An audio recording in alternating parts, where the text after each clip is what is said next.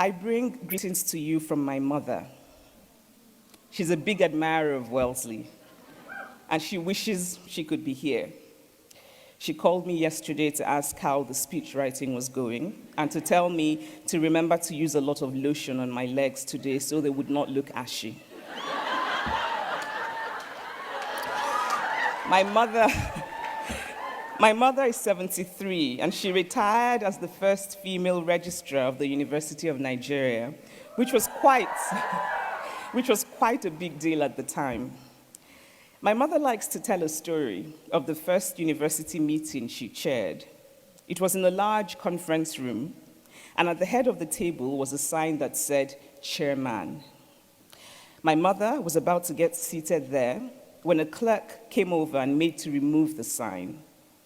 All the past meetings had, of course, been chaired by men, and somebody had forgotten to replace the chairman with a new sign that said chairperson. The clerk apologized and told my mother he would find the new sign since she was not a chairman. My mother said no. Actually, she said, she was a chairman. She wanted the sign left exactly where it was.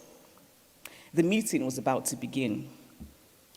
She didn't want anybody to think that what she was doing in that meeting at that time, on that day, was in any way different from what a chairman would have done.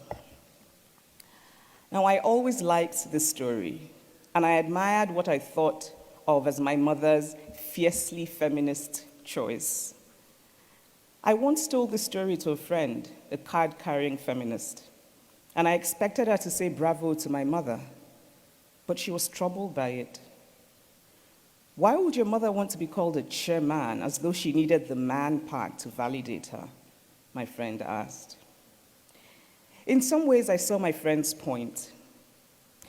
Because if there were a standard handbook published annually by the Secret Society of Certified Feminists, then that handbook would certainly say that a woman should not be called, nor want to be called, a chairman.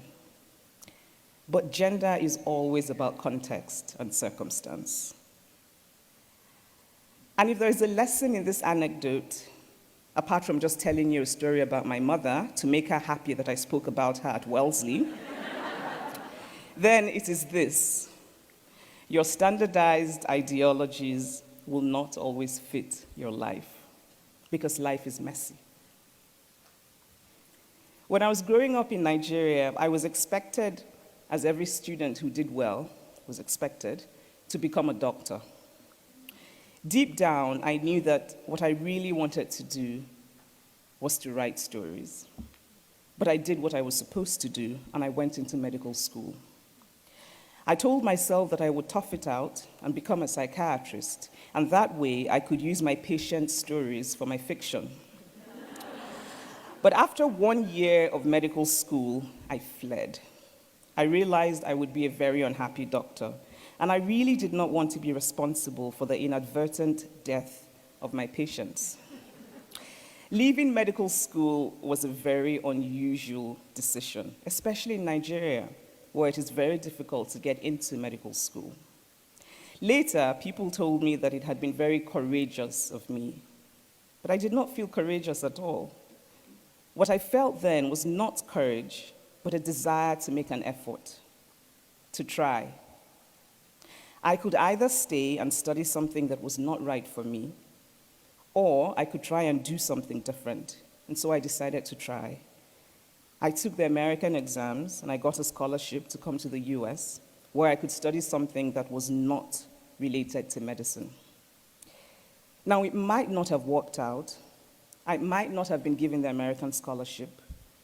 My writing might not have ended up being successful. But the point is that I tried.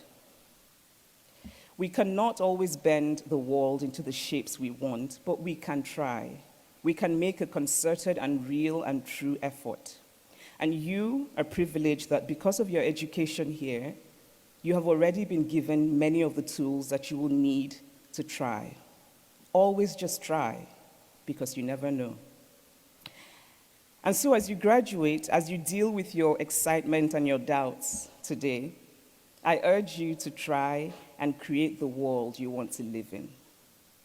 Minister to the world in a way that can change it. Minister radically, in a real, active, practical, get your hands dirty way. Wellesley will open doors for you. Walk through those doors and make your strides long and firm and sure. Write television shows in which female strength is not depicted as remarkable, but as merely normal.